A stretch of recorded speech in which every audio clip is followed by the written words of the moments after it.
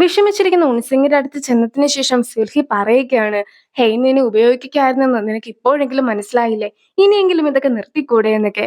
പക്ഷേ എന്നെ എല്ലാവരും ഉപയോഗിക്കുകയായിരുന്നില്ലേ എന്നാണ് ഉൺസിങ്ങും തിരിച്ച് അമ്മയോട് ചോദിക്കുന്നത്. നിന്നെ വിദേശത്തേക്ക് അയച്ചിട്ട് ഞാൻ നിന്നെക്കുറിച്ചുള്ള ഒരു കാര്യങ്ങളും അന്വേഷിക്കുന്നില്ലായിരുന്നു എന്നാണോ നീ വിചാരിച്ചത്? നിന്നെ അഡോപ്റ്റ് ചെയ്ത പേരൻസിന് ഒരുപാട് പണം കൊടുത്തിട്ടുണ്ടായിരുന്നെങ്കിൽ പോലും അവര് നിന്നെ അബ്യൂസ് ഒക്കെ ചെയ്തിട്ടുണ്ടായിരുന്നില്ലേ? മാത്രമല്ല, മദ്യപിക്കാത്ത അവരും എങ്ങനെയാണ് മദ്യപിച്ച് കാർ ആക്സിഡന്റിൽ പെട്ട് കൊല്ലപ്പെട്ടതെന്നാണ് നീ വിചാരിക്കുന്നത്? ഓർഫനേജിൽ ഉണ്ടായിരുന്ന സമയത്തും അവിടുത്തെ ഡയറക്ടർ നിന്നോട് മോശമായിട്ടൊക്കെയല്ലേ പെരുമാറിയിട്ടുണ്ടായിരുന്നത്? പെട്ടെന്ന് ആ ഒരു ഓർഫനേജ് തന്നെ തീയിലൊക്കെയായി പോകുകയും ഓർഫനേജ് പിന്നീട് പൂട്ടേണ്ടതായിട്ട് വരികയും ഒടുവിലായിട്ട് ആ ഒരു ഡയറക്ടർ മരിക്കുകയും ചെയ്തതെല്ലാം തന്നെ വെറും ഒരു കോയിൻസിഡൻസ് ആണെന്നൊക്കെയാണോ നീ ഇപ്പോഴും വിചാരിച്ചിരിക്കുന്നതെന്നൊക്കെയാണ് സുൽഹിയും ചോദിക്കുന്നത്. ഞാൻ ഈ ചെയ്യുന്നതെല്ലാം തന്നെ നിനക്ക് വേണ്ടി മാത്രമാണ്. ചെറുമാന്റെ ഈ ഒരു സ്വത്തൊക്കെ ഞാൻ നിനക്ക് വേണ്ടിയിട്ടാണ് സൂക്ഷിച്ചു വെക്കുവാനായിട്ട് പോകുന്നതും. ഹേനാകട്ടെ ആരായിക്കൊള്ളട്ടെ, നിനക്കും എനിക്കും എതിരായിട്ട് വരികയാണെങ്കിൽ ഞാൻ അത് ഒരിക്കലും കണ്ടില്ല എന്ന് നടിക്കുകയില്ല. നിന്നെ ആരെങ്കിലും ഉപയോഗിക്കാനായിട്ട് ശ്രമിക്കുകയാണെങ്കിൽ പോലും ഞാൻ അതിനെ എല്ലാം തന്നെ ഇല്ലാതാക്കുന്നതായിരിക്കുമെന്നൊക്കെ സോൽഹിം അവനോട് പറയുന്നു. ചെറിയൊരു കാർ ആക്സിഡന്റ് ഒക്കെ സംഭവിച്ചെന്ന് മാത്രമായിരുന്നു ഹിൻവുവും ഹെയ്നോട് പറഞ്ഞിട്ടുണ്ടായിരുന്നത്. ഇനി മുത്തശ്ശനെ കണ്ടായിരുന്നോ എന്നൊക്കെ ചോദിക്കുമ്പോഴത്തേക്കും മുത്തശ്ശനോട് അവൾ സംസാരിച്ചിട്ട് പോലും മുത്തശ്ശനും അവളെ തിരിച്ചറിഞ്ഞിട്ടൊന്നും ഉണ്ടായിരുന്നില്ല. പക്ഷെ മുത്തശ്ശൻ തന്നെ അവൾക്ക് ഗിഫ്റ്റ് ആയിട്ട് കൊടുത്തിട്ടുണ്ടായിരുന്ന ഒരു പേനയൊക്കെ അവൾ മുത്തശ്ശനെ ഏൽപ്പിക്കുകയാണ്. മുത്തശ്ശൻ എപ്പോഴെങ്കിലും ബോധമൊക്കെ വരികയാണെങ്കിൽ അവളോട് എന്തെങ്കിലും പറയുവാനായിട്ടുണ്ടെങ്കിൽ ആ ഒരു പേനയിൽ റെക്കോർഡ് ചെയ്ത് വെച്ചോളുവാനായിരുന്നു അവളും പറഞ്ഞിട്ടുണ്ടായിരുന്നത്. അതുകൊണ്ട് തന്നെ മുത്തശ്ശന് ബോധം വരുമ്പോഴത്തേക്കും നമ്മളും അതൊക്കെ അറിയുന്നതായിരിക്കുമെന്ന് അവളും പറയുന്നു. ഹെയ്ൻ പോയതിനു ശേഷം സോൽഹി മുത്തശ്ശനെ കാണുവാനായിട്ട് എത്തിയിട്ടുണ്ടായിരുന്നു. അവളും ആ ഒരു പണത്തിനെ കുറിച്ചല്ലേ ചോദിച്ചിട്ടുണ്ടായിരുന്നതെന്നൊക്കെയാണ് സോൽഹിം ഇപ്പോൾ മുത്തശ്ശനോട് ചോദിക്കുന്നത്. നിങ്ങൾ എവിടെയാണ് പണമുള്ളതെന്നൊക്കെ എന്നോട് പറ. എന്തിനാണ് ഇങ്ങനെ നരക ജീവിതമൊക്കെ നയിക്കുന്നത്? പണമുള്ളത് എവിടെയാണെന്ന് അറിയാത്തിടത്തോളം കാലം നിങ്ങൾക്കും മരിക്കുവാനായിട്ട് സാധിക്കുകയില്ല എന്നൊക്കെ സോൽഹിയും അറിയിക്കുന്നു.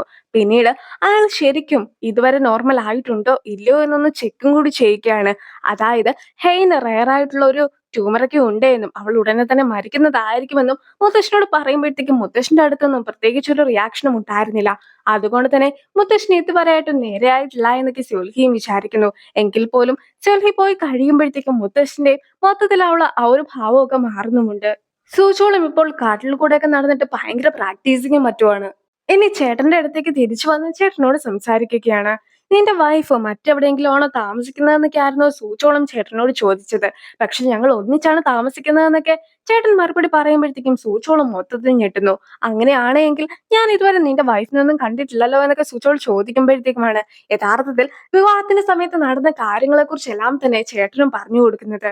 നീ എന്റെ മരുമകളാണ്, പക്ഷെ എന്റെ മകളല്ല. അതായത് ഞാൻ എന്റെ മകളെയൊക്കെ സ്ഥിരമായിട്ട് തല്ലാറുണ്ട്. പക്ഷെ എനിക്ക് നിന്നെ തല്ലുവാനായിട്ട് സാധിക്കുകയില്ല.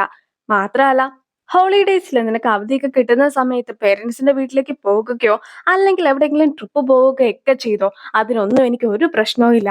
എന്റെ ബർത്ത്ഡേയുടെ സമയത്ത് എനിക്ക് ഗിഫ്റ്റ് തരണമെന്നൊന്നും തന്നെ ഞാൻ പറയുകയില്ല. അഥവാ നിനക്ക് വല്ല ഗിഫ്റ്റും തരുവാനായിട്ട് തോന്നിക്കുകയാണെങ്കിൽ മെസ്സേജിൽ ഏതെങ്കിലും ഒരു ഇമോജിക്ക് വെച്ച് അയച്ചു തന്നാൽ മതി. എന്റെ മകന്റെ ഭാഗത്ത് ഒരുപാട് തെറ്റുകളൊക്കെ ഉണ്ട്. എനിക്ക് അവനെ നന്നാക്കുവാൻ സാധിച്ചിട്ടില്ല. ഇനി നീയായിട്ട് അവനെ നന്നാക്കുകയാണെങ്കിൽ തന്നെ എനിക്ക് അവനെ തിരിച്ചു തരണമെന്ന് ഞാൻ പറയുകയില്ല. അങ്ങനെയൊക്കെ ആയിരുന്നു അമ്മയും പറഞ്ഞിട്ടുണ്ടായിരുന്നത്. അവൾക്കും അതെല്ലാം തന്നെ സമ്മതമായിരുന്നു.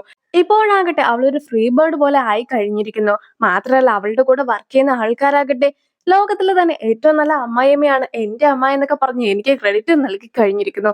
അതുകൊണ്ട് തന്നെ ഞാനും ഹാപ്പിയാണെന്നൊക്കെ ചേട്ടനും സൂചോളിനോട് പറയുന്നു. ഡാഹ വീട്ടിൽ നിന്ന് പോകുന്ന സമയത്താകട്ടെ ഒരുപാട് ആർട്ട് വർക്ക്സും മറ്റും അവൾ മോഷ്ടിച്ചിട്ടൊക്കെ ഉണ്ടായിരുന്നു. ഇപ്പോഴാകട്ടെ അതെല്ലാം തന്നെ വിറ്റ് പണമാക്കിയിരിക്കുന്നു. അതും അവൾ അവളുടെ ഹസ്ബൻഡിനെ ഏൽപ്പിക്കുന്നു. പക്ഷെ അയാളും അവൾ എന്തൊക്കെ സാധനങ്ങൾ അടിച്ചോണ്ട് പോയെന്നുള്ള എല്ലാ ഡീറ്റെയിൽസും കണ്ടെത്തി കഴിഞ്ഞിട്ടുണ്ടായിരുന്നു. ഒരു ബുദ്ധന്റെ പ്രതിമ ഇതുവരെ ആയിട്ടും അവൾ വിറ്റിട്ടില്ല എന്ന് മനസ്സിലാക്കുന്ന അയാളും ആ പ്രതിമയൊക്കെ എവിടെയാണെന്നൊക്കെ അവളോടും ചോദിക്കുകയാണ്. പക്ഷെ അവളും എല്ലാ പണവും ഇവിടെ ഉണ്ടെന്നൊക്കെ പറയുമ്പോഴത്തേക്കും അയാളും ആകെ ദേഷ്യപ്പെടുന്നു. പക്ഷെ അയാളുടെ ദേഷ്യത്തിനിടയ്ക്കാകട്ടെ അവിടെ ഉണ്ടായിരുന്ന ഒരു ലൈറ്റ് ഒക്കെ താഴേക്ക് വീഴുമ്പോഴത്തേക്കും അവളും ഗുണിയനെ പ്രൊട്ടക്ട് ചെയ്യുവാനായിട്ടായിരുന്നു ശ്രമിച്ചിട്ടുണ്ടായിരുന്നത്. അവളുടെ വീക്ക്നെസ് ഒക്കെ ഗുണ്യമാണെന്ന് മനസ്സിലാക്കുന്ന അയാളും ഗുണുവിനെ എന്തെങ്കിലും ചെയ്യുമെന്നൊക്കെ പറഞ്ഞ് ഭീഷണിപ്പെടുത്തുമ്പോഴത്തേക്കും ആ ഒരു സ്റ്റാച്യു ഒക്കെ ഇപ്പോൾ സേഫിലാണ് ഉള്ളതെന്നും അതുകൊണ്ട് തന്നെ നാളെ രാവിലെ തന്നെ നമുക്കതൊക്കെ പോയി എടുക്കാമെന്നും അവളും പറയുന്നു. അങ്ങനെ അയാൾ പറഞ്ഞത് പ്രകാരം വൈനൊക്കെ അയാൾക്ക് കൊടുക്കുന്ന കൂടെ അതിന്റെ അകത്ത് കുറച്ച് ഉറക്ക ഗുളികയും കൂടി ഇട്ടിട്ടായിരുന്നു ഡാഹയും അത് നൽകിയത്. മാത്രമല്ല അവിടെ ഉണ്ടായിരുന്ന പണവും മറ്റു സാധനങ്ങളും എല്ലാം തന്നെ ഡാഹെ അവിടെ നിന്നും എടുത്തോണ്ട് പോകുന്നു. ഹ്യുനു ഉറങ്ങിക്കിടക്കുമ്പോഴത്തേക്കും ഹെയ്നും കുറെ നേരമൊക്കെ അവനെ നോക്കിക്കൊണ്ടിരിക്കുകയാണ്. പിന്നീട് അവനും കണ്ണു തുറന്ന് കഴിയുമ്പോഴത്തേക്കും നമുക്കൊരു 5 മിനിറ്റ് ഒന്നിച്ച് കിടന്നാലോ എന്ന് ചോദിച്ച് അവളെയും കെട്ടിപ്പിടിച്ച് കിടക്കുന്നു. ഗ്രേസ്കോയും ഇപ്പോൾ സ്യോൽഹിനെ കാണുവാനായിട്ട് എത്തിക്കഴിഞ്ഞിരിക്കുന്നു. അങ്ങനെ ഇരിക്കെ ഇന്നലെ ഹ്യുനു ഇവിടെ എത്തിയിട്ടുണ്ടായിരുന്നു എന്നൊക്കെ സ്യോൽഹിയും പറയുകയാണ്. ഒരു ക്യാമറ വർക്കിംഗ് അല്ല എന്നറിഞ്ഞിട്ട് ആ ഒരു ഭാഗത്തൂടെ ആയിരുന്നു അവന് വന്നിട്ടുണ്ടായിരുന്നതെങ്കിലും അവനെ ഹെൽപ്പ് ചെയ്തത് ആരാണെന്നൊക്കെ ഞങ്ങൾക്ക് കണ്ടെത്തുവാനായിട്ട് സാധിച്ചു എന്നാണ് സ്യോൽഹി പറയുന്നത്. അതായത് ഗ്രേസ്കോനെ കാണുവാനായിട്ടായിരുന്നു യഥാർത്ഥത്തിൽ ഹ്യുനു ആദ്യം എത്തിയത്. മുത്തച്ഛന്റെ സീക്രട്ട് ഫണ്ടൊക്കെ അന്വേഷിച്ചുകൊണ്ടായിരുന്നല്ലോ ഹിൻവോ ഇരുന്നത്. അങ്ങനെ ഇരിക്കെ ആയിരുന്നു ഉൻസിങ്ങും ഹെയ്നെ വിളിച്ചുകൊണ്ട് പോയിട്ടുണ്ടായിരുന്നത്. ഇപ്പോൾ ഹെയ്ന്റെ അടുത്തേക്കൊക്കെ പോകണമെങ്കിൽ, അതായത് ആ വീട്ടിലേക്കൊക്കെ കടക്കണമെങ്കിൽ ഒരു പാസ് ഒക്കെ വേണം. ആ പാസ് ഇല്ലാത്തത് കൊണ്ട് തന്നെ അവന്റെ വീടിന്റെ അകത്തേക്ക് കയറുവാനായിട്ടും സാധിക്കുകയില്ല.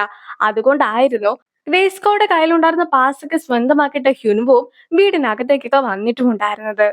സ്വന്തം ജീവൻ പോലും പണയം വെച്ചിട്ടാണ് ഞാൻ ഈ ഒരു കാര്യങ്ങളൊക്കെ ചെയ്തു തരുന്നത്. അതുകൊണ്ട് തന്നെ എനിക്ക് നിങ്ങളുടെ ആ സീക്രട്ട് ഫണ്ടിൽ നിന്നും 3% പണമൊക്കെ ആവശ്യമായിട്ടുണ്ടെന്ന് ക്രിസ്കോ പറയുമ്പോഴത്തേക്കും അതിൽ നിന്നും 5% പണമൊക്കെ നൽകാമെന്ന് ഹ്യുൻവുവും ഉറപ്പ് നൽകുന്നു. ഗ്രേസ്കോയ്ക്ക് സൊൽഹി കൊടുത്തിട്ടുണ്ടായിരുന്ന പണവും പദവിയും എല്ലാം തന്നെ തിരികെ ഏൽപ്പിക്കുവാനായിട്ടൊക്കെ ഗ്രേസ്കോയുടെ അടുത്ത് സൊൽഹി പറയുമ്പോഴത്തേക്കും ഞാനും മറ്റൊരു ലക്ഷ്യം കാരണമായിരുന്നു അവന്റെ കൂടെ കൂടിയതെന്നാണ് ഗ്രേസ്കോ അറിയിക്കുന്നത്. അതായത് എന്നോട് ഹ്യുൻവു 10% തരാമെന്ന് പറഞ്ഞതുകൊണ്ടാണ് ഞാനും അവന്റെ കൂടെ കൂടി കാര്യങ്ങളൊക്കെ മനസ്സിലാക്കിയത്. നിങ്ങളാകട്ടെ എനിക്കൊരു 5% ഒക്കെ തരികയാണെങ്കിൽ ഞാനും നിങ്ങളുടെ കൂടെ നിൽക്കുന്നതായിരിക്കുമെന്ന് ഗ്രേസ്കോയും അറിയിക്കുന്നു. മുത്തച്ഛൻ പണമൊക്കെ സൂക്ഷിച്ചു വെച്ചിട്ടുണ്ടായിരുന്നത് ഈ ഒരു വീട്ടിൽ തന്നെയാണെന്നുള്ള സംശയമാണ് ഹ്യുനുവിനുള്ളത്.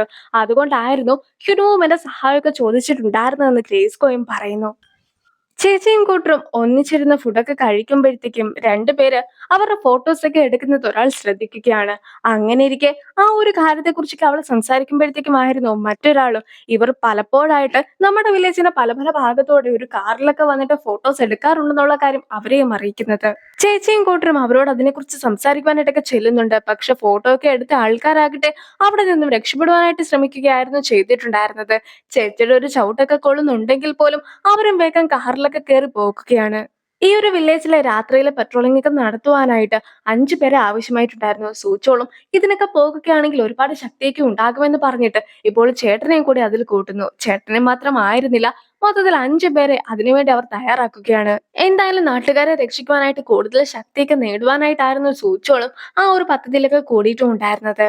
സൂര്യാസ്തമനമൊക്കെ നടക്കുന്ന ഒരു സ്ഥലത്തേക്ക് ഹെയ്നെയും കൂട്ടിക്കൊണ്ട് ഹിനുവ എത്തിയിരിക്കുകയാണ്.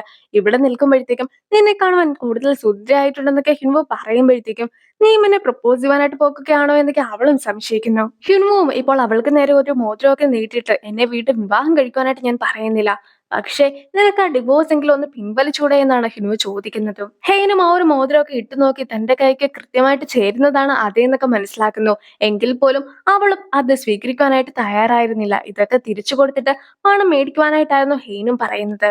നീ തന്നെയല്ലേ എന്നെ വിവാഹം കഴിക്കുവാൻ സമ്മതമാണെന്നൊക്കെ പറഞ്ഞിട്ടുണ്ടായിരുന്നെന്നൊക്കെ ഹിനുവ ചോദിക്കുമ്പോഴത്തേക്കും മറ്റൊരു ജന്മം കിട്ടുകയാണെങ്കിൽ നിന്നെ വിവാഹം കഴിക്കുമെന്നായിരുന്നു ഞാൻ പറഞ്ഞിട്ടുണ്ടായിരുന്നതെന്നൊക്കെയാണ് ഹെയ്നും അറിയിക്കുന്നത്. ഇന്നലെ നീയാണെന്ന് വിചാരിച്ചിട്ടായിരുന്നു ഞാനും ഉൻസിങ്ങിന്റെ കൂടെ പോയിട്ടുണ്ടായിരുന്നത്.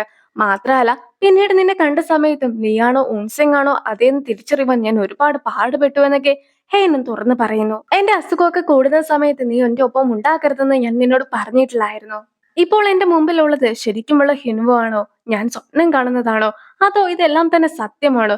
എനിക്ക് എന്തായാലും നിന്റെ അടുത്ത് ഫേക്ക് ആയിട്ടുള്ള ഒരു പ്രോമിസ് ഒന്നും നൽകുവാനായിട്ട് സാധിക്കുകയില്ല എന്ന് പറഞ്ഞ് ഹെയ്നും പോകുന്നു. അവൾ പറഞ്ഞ കാര്യങ്ങളൊക്കെ കേൾക്കുമ്പോൾ ഹ്യുനുവോ ആകെ തകർന്നും പോയിട്ടുണ്ടായിരുന്നു. ആന്റിയും ഡിറ്റക്റ്റീവിന്റെ ഒപ്പം ഇരുന്ന് നേരത്തെ ഷൂട്ട് ചെയ്തിട്ടുള്ള ഡ്രോണിൽ നിന്നുമുള്ള ദൃശ്യങ്ങളൊക്കെ കാണുകയാണ്. അങ്ങനെ ഇരിക്കെയാണ് കൗൺസിലർ എത്തിയിട്ട് അമ്മ എവിടെയാണെന്നുള്ള കാര്യമൊന്നും അറിയിക്കുകയില്ല എന്നൊക്കെ പറയുന്നത്. പോലീസിനെയൊക്കെ വിളിച്ചിട്ടുണ്ടായിരുന്നെങ്കിലും അവർ ഇതുവരെയായിട്ടും എത്തിയിട്ടില്ല. ഇനി മലയുടെ മുകളിൽ വല്ലോ സ്ഥിരമായിട്ട് അമ്മ പോകുന്നത് പോലെ പോയിരിക്കുകയാണോ എന്നൊക്കെ സംശയിച്ച് അവിടെ പോകുവാനായിട്ടൊക്കെ കൗൺസിലർ തുടങ്ങുമ്പോഴത്തേക്കും നമുക്ക് അവിടെ പോകാതെ തന്നെ അമ്മ എവിടെയാണുള്ളതെന്ന് കണ്ടെത്തുവാനായിട്ട് സാധിക്കുമെന്നൊക്കെയാണ് ആന്റിയും പറയുന്നത്. പിന്നീട് അവിടെ ഉണ്ടായിരുന്ന ഡ്രോണൊക്കെ ഉപയോഗിച്ചുകൊണ്ട് ഡിറ്റക്റ്റീവും അവിടെയുള്ള ദൃശ്യങ്ങളെല്ലാം തന്നെ പകർത്തുന്നു. അങ്ങനെ ഇരിക്കെ ആ ഒരു ഡ്രോണൊക്കെ പറന്ന് പറന്ന് മലയുടെ മുകളിലേക്ക് എത്തുമ്പോഴത്തേക്കും അവിടെ ഒറ്റയ്ക്കിരിക്കുന്ന അമ്മേനെയും ഡ്രോൺ കാണുകയാണ്. അമ്മേനെ കണ്ട് കഴിയുമ്പോഴത്തേക്കും കൗൺസിലറും ആകെ സന്തോഷിച്ച് ആന്റിനെ കെട്ടിപ്പിടിക്കുന്നു. വൈകിട്ടാവുമ്പോഴത്തേക്കും ആന്റിയും കൗൺസിലറും ഒന്നിച്ചിരിക്കുകയാണ്. എന്റെ അച്ഛന് അസുഖമൊക്കെ ഉണ്ടെങ്കിൽ പോലും എന്റെ അച്ഛനെ എനിക്ക് നോക്കുവാനായിട്ട് സാധിക്കുന്നില്ല. അങ്ങനെയിരിക്കെ നിന്റെ അവസ്ഥയൊക്കെ ഓർക്കുമ്പോഴത്തേക്കും എനിക്കും ഒരുപാട് അസൂയ തോന്നിക്കുകയാണെന്നൊക്കെയാണ് ആന്റിയും പറയുന്നത്. എന്റെ അച്ഛനാകട്ടെ കുഞ്ഞിലെ മുതലേ എന്നെയും അമ്മനെയും ഉപദ്രവിക്കുമായിരുന്നു. അങ്ങനെ എന്റെ ചെറുപ്രായത്തിൽ തന്നെ അമ്മയും എന്നെ ഉപേക്ഷിച്ചു പോയതാണ്. അമ്മയില്ലാതെ തന്നെയാണ് ഞാനും വളർന്നത്. പിന്നീട് അമ്മയ്ക്ക് ഓർമ്മക്കുറവൊക്കെ വന്ന സമയത്ത് ഞാനും നഴ്സിംഗ് ഹോമിൽ നിന്നും അമ്മേനെ വീട്ടിലേക്കൊക്കെ മാറ്റി. അങ്ങനെയാണ് അമ്മയുടെ കൂടെ താമസിക്കുവാനും തുടങ്ങിയത്. നമ്മുടെ ഉള്ളിൽ ഇതുപോലെ ഒരുപാട് ഭാരങ്ങളൊക്കെ ഉണ്ട്. അതുകൊണ്ട് തന്നെ മറ്റൊരാളെ കാണുമ്പോഴത്തേക്കും അസൂയപ്പെടുകയോ അല്ലെങ്കിൽ നമ്മളെ സ്വയമായിട്ട് കുറ്റപ്പെടുത്തുകയോ ചെയ്യേണ്ട ഒരാവശ്യവുമില്ല. നിന്റെ അച്ഛന് ആരെക്കാളും നന്നായിട്ട് നിന്നെ മനസ്സിലാക്കുവാനായിട്ട് സാധിക്കും. അതുകൊണ്ട് തന്നെ നീ വിഷമിക്കേണ്ട കാര്യമില്ല എന്നൊക്കെ പറഞ്ഞ് കൗൺസിലറും ആന്റിനെ സമാധാനിപ്പിക്കുന്നു. അപ്പോൾ ആ ഒരു സീനോട് കൂടി ഈ ഒരു വീഡിയോ അവസാനിപ്പിക്കാനുള്ള അടുത്തൊരു വീഡിയോ ആയിട്ട് എത്രയും വേഗം കാണാം. ബൈ.